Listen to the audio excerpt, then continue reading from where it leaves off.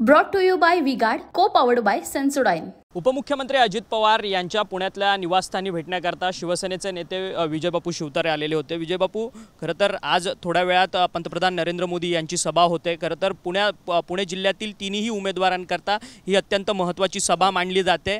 काय तुमचा विश्वास आहे, हे चारही जे उमेदवार आहेत पुणे जिल्ह्यातले ते निवडून येतील का?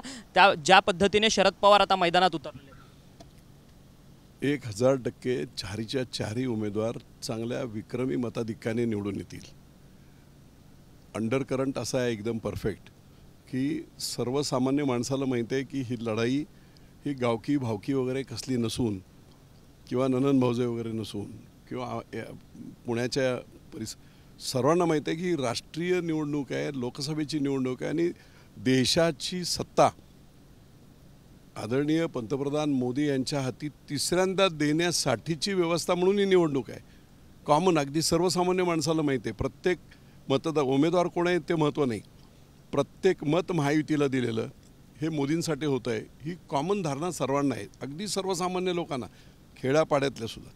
त्यामुळे ही निवडणूक अगदी यशस्वीपणे सर्वच जण जिंकतील। परंतु ज्या पद्धतीने बारामतीमधली निवडणूक हाय व्होल्टेज मानली जाते, सुप्रिया सुळे विरुद्ध सुनेत्रा पवार अशी लढत आहे। तुम्ही आता देखील जाऊन सुनेत्रा पवार आणि अजित पवारांची भेट घेतलात। आज असं आहे की ही ननन भाऊजे, सुप्रिया सुळे आणि सुनेत्रा पवार अशी लढत नाहीच आहे। ही लढत परत सांगतोय, सर्वच लोक सांगतायत ही लढत नरेंद्र मोदी वर्सेस राहुल गांधी आहे। या सगळ्या 543 सीटमधून कन्क्लुजन काय आहे, कोणाच्या हातात सत्तार जाणार, पंतप्रधान कोण होणार।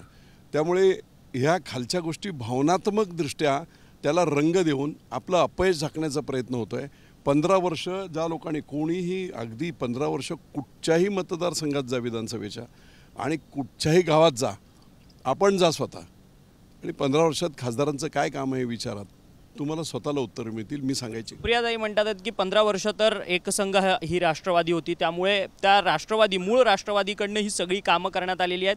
15 वर्ष मी जनतेला की खासदार म्हणून त्यांनी काय कामं केली, मी त्यांना असं विचारलं होतं एकदा की ठीक आहे तुम्ही काय नवीन प्रोजेक्ट दिल्लीवरून वगैरे केंद्र शासनाचे राज्य शासनाचे नाही आणले, हरकत नाही, पण निदान जे ऑनगोईंग प्रोजेक्ट होते जे रखडले होते 5 वर्ष मी पडल्यानंतर, विमानतळ असेल, गुंजवणी असेल, काय आपण केलं आहे, किती मीटिंग घेतल्या, का ते चालू झालं नाही।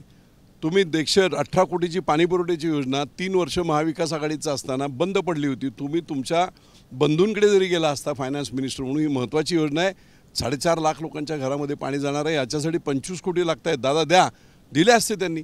तुमच्या मतदारसंघाची तुम्ही काळजी घेतली नाही। ते 2 ऑगस्टला नवीन सरकार आल्यानंतर मुख्यमंत्री शिंदेसाहेब झाल्यानंतर मी त्यांना घेऊन आलो त्या योजनेवर, पुरसुंगी आणि देवाच्या ओळीची अतिशय पाणीपुरवठ्याची महत्त्वाची योजना, त्यांनी 25 कोटी दिले म्हणून आता 6 महिन्यात ते काम कंप्लीट होऊन महिनाभरापूर्वी पाणी सुरू केलं।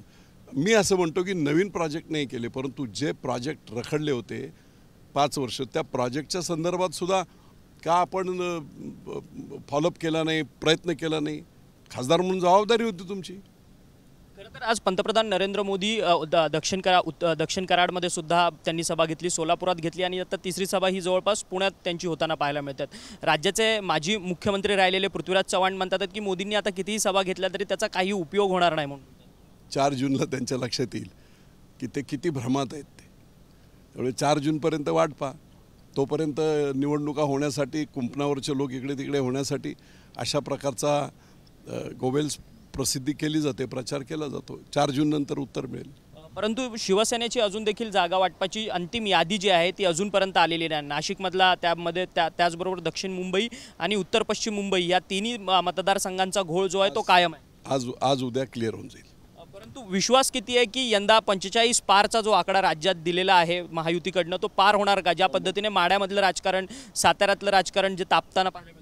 ठीक आहे, आता ते local politics is different, locally वेगवेगळे फोर्सेस आहेत। आता म्हाडा आहे, रिजन प्रांतवाद सुद्धा आहे तिथे, 2 मतदारसंघ फलटण आणि मानखटाव हा साताऱ्यातले आहेत आणि 4 हे सोलापूर जिल्ह्यातले, थोडंफार ते चालते।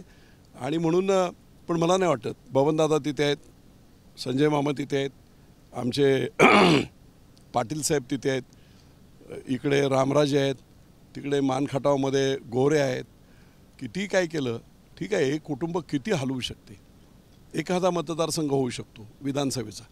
बाकी निश्चितपणे नरेंद्र मोदी यांच्या नावावर, पंतप्रधानांच्या नावावर लोक मतं देतात. निव्वळ अशा स्थानिक फोर्सेसमुळे त्याच्यात काय बदल होईल असं मला तरी वाटतं. तुमचे नेते आहेत सुरेश नवले, ते म्हणतात आहेत की कुठेतरी शिवसेनेमध्ये अंतर्गत धुसफूस आणि नाराजी खूप मोठ्या प्रमाणात आहे. ज्या पद्धतीने जी वागणूक भाजपकडनं भेटली जाते ती योग्य पद्धतीने मिळाली जात नाही, असा त्यांचा एक रोख जो आहे तो मित्रपक्षावरतीच आहे. आता मी त्यांच्या कॉमेंट्सबद्दल मी काय बोलू, पण जो त्यांनी शिवसेनेमध्ये धुसफूस वगैरे आहे, मी आता बारकाईने सर्व उपनेते आहे, बारकाईने सर्वांशी बोलत असतो.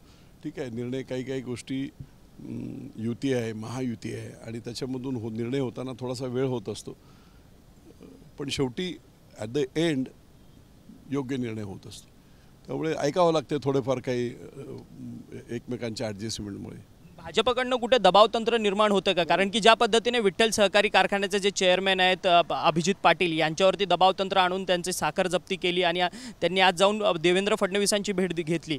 बाहेर प्रसिद्धी माध्यमांना येऊन त्यांनी सांगितलं की देवेंद्र फडणवीसांनी सांगितलं की या निवडणुकीमध्ये तुम्ही आम्हाला मदत करा, आम्ही तुमची विठ्ठल सहकारी कारखान्याची मदत येत्या निवडणुकीनंतर करू, असं बोलणं झालं. खरं तर अभिजित पाटील हे शरद पवार गटाचे नेते आहेत पंढरपूरमधले. एखाद्या विरोधी पक्षातल्या नेत्या अभिजित पाटलांना शरद पवार साहेब काही मदत करू शकत नाहीत, कारण ते सत्तेमध्ये नाहीत. त्यामुळे कारखानदारांना बरेच साखर कारखाने अडचणीत आहेत आणि त्यांना सपोर्ट करणे शेतकऱ्यांच्या हिताच्या दृष्टीने गरजेचं आहे. आणि अनेक उदाहरणं मी अशी पाहिली आहेत की देवेंद्र फडणवीस साहेबांनी प्रचंड, म्हणजे आता राहुल कुलचा कारखाना घ्या, खूप अडचणीत पॉलिटिकली आणलेला होता, इतर लोकांच्या काही वेस्टेड इंटरेस्टमुळे आणलं होतं, पण त्यांनी बरोबर ट्रॅकवर आणलं ते. आणि अनेक उदाहरणं देवेंद्र फडणवीसांची आहेत. आता टॅक्स बघा ना तुम्ही, इन्कम टॅक्स 10,000 कोटीचा इन्कम टॅक्स होता. आमचे अमित शाह साहेबांनी, सहकार मंत्री केंद्रीय, त्यांनी तो रद्द केला की ह्या कोऑपरेटिव्हवर नको म्हणून. अशा अनेक मोठे इथेनॉल निवडणुकीच्या काळात हे दबावतंत्र मांडलं जात आहे का? तंत्र नाही असं नाही. एक लक्षात घ्या, कावळा बसायला आणि फांदी तुटायला प्रोसेस असतात ना, ते एका दिवसात प्रोसेस होत नाही. प्रोसेस कमीत कमी 2-3 महिने अगोदर सुरू झालेली असते आणि त्याचं कन्क्लुजन तिथे आलं. आता इलेक्शनच्या काळात एका दिवसात कोणी ठरवलं आणि सकाळी ईडीची नोटीस दिली असं होत नाही. There is a process. 3-4 महिने ती प्रक्रिया चालू होत, तिचा एंड येताना कोइन्सिडेंटली हे झालं म्हणून तुम्ही दबावतंत्र असं बोलत असाल तर चूक आहे. असं कोणालाही करता येत नाही या लोकशाहीमध्ये. जो काय ड्यू प्रोसेस ऑफ लॉ ज्याला म्हणतात, तो ड्यू प्रोसेस ऑफ लॉ हा कमीत कमी 60-70 दिवस चालूच असतो. 2-3-4 महिने चालू असतो. त्याच्या अगोदर या एंडला सिलिंगच्या याच्या येण्याच्या अगोदर 2-3 स्टेप्स आहेत वेगवेगळ्या, त्या स्टेप झाल्याशिवाय होत नाही. त्यामुळे कोणाला जर पाहिजे असेल की बाबा दबावतंत्र केलं तर ती त्याच्या पाठीमागे ड्यू प्रोसेस ऑफ लॉ किती महिन्यांपासून चालू होतं ते बघून घ्या, तुमच्या लक्षात येईल की हे दबावतंत्र नाही, it is a normal practice. तर धन्यवाद, तुम्ही आमच्याशी बातचीत केली होते. विजय बापू शिवतारे शिवसेनेचे नेते आहेत. आज पंतप्रधान नरेंद्र मोदी हे पुण्यामध्ये सभा घेण्याकरता येतातच. संध्याकाळी 6 वाजता त्यांची सभा आहे. पुणे जिल्ह्यातील 4ही लोकसभा उमेदवारांकरता, महायुतीच्या उमेदवारांकरता ही अत्यंत मोठी सभा पुण्यात होते आणि त्याकरता जी पूर्वतयारी आहे त्या सगळ्या संदर्भात बातचीत करण्याकरता विजय शिवतारे हे उपमुख्यमंत्री अजित पवार यांच्या पुण्यातील निवासस्थानी त्यांनी भेटसुद्धा घेतलेली आहे. त्यामुळे महायुतीचा नक्कीच या राज्यामध्ये लोकसभेच्या निवडणुकीत विजय होईल असा विश्वास त्यांनी आपल्याशी बोलताना व्यक्त केलेला आहे. व्हिडिओ जर्नलिस्ट रोशन गायकवाडसह Akshay Mankani, TV9 Marathi, Pune. Brought to you by Vguard, co powered bye Sensodyne.